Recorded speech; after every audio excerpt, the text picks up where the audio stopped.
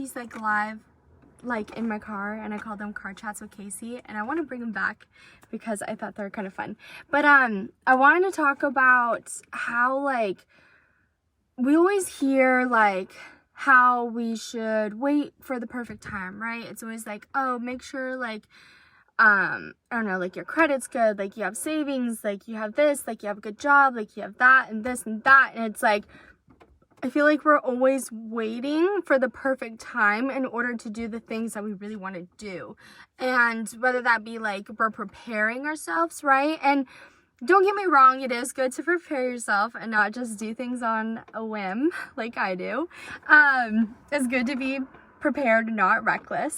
But also, like, how many times have you waited so long for the perfect time for something and it just like never comes around? And so you're just pushing off this thing that you really want and that you could start working towards right now, but you're just kind of paralyzed and you're like, oh, I'll wait, and time just keeps going by. Because I hear this a lot with people who want to like get in better shape, when they want to change their body, change their routine, their life. Hello. Or, you know, when people want to start like a business, or they want to, you know, travel, or they want to move, whatever it might be, right? We always say, oh, I have to wait. Things are busy right now. Maybe next month it'll be better. But like, come on.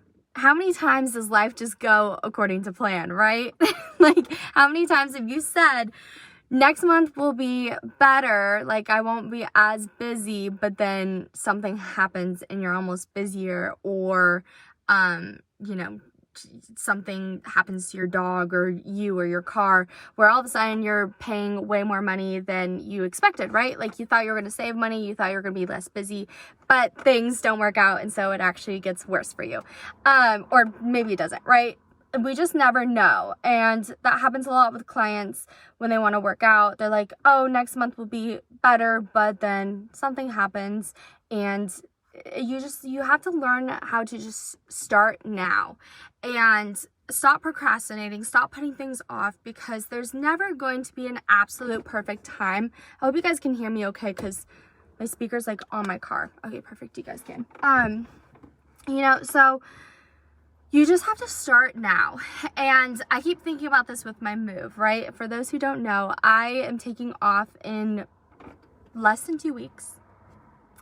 Yay, Kristen, so glad, day 2. You know, I'm taking off in less than 2 weeks on this move, on this journey that I have been literally thinking about for years. Like, it's been on my vision board so many times, like, I'm moving. But I always kept saying, oh, I'll stay one more year where I'm at.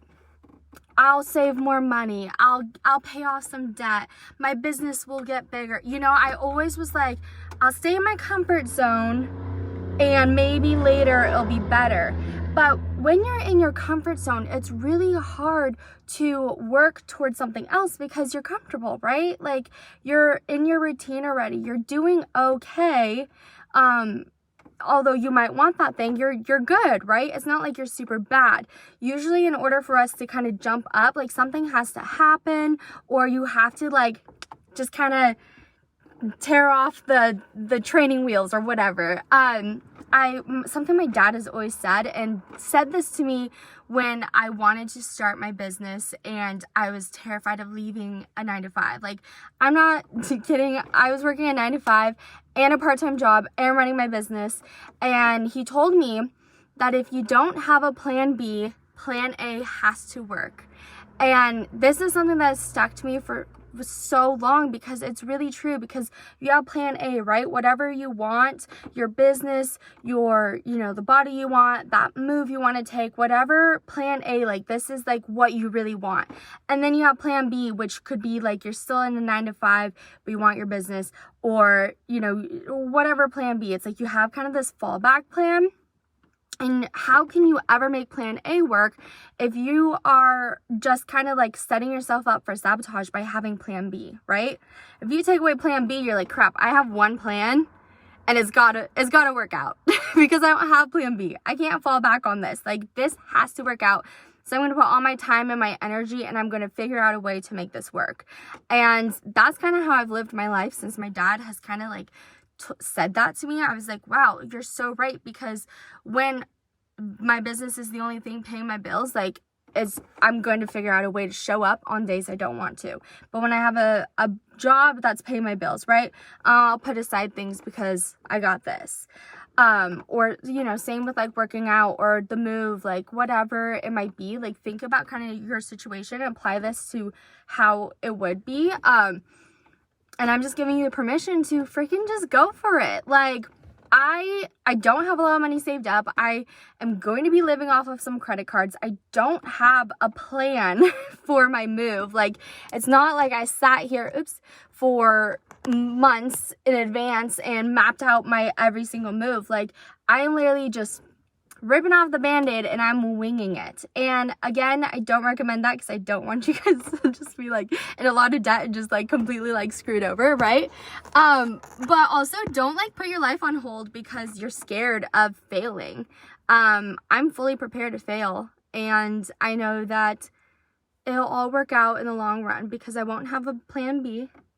Plan A has to work. So I'll leave you guys with that. Let me know your thoughts, and I hope you have a fantastic day.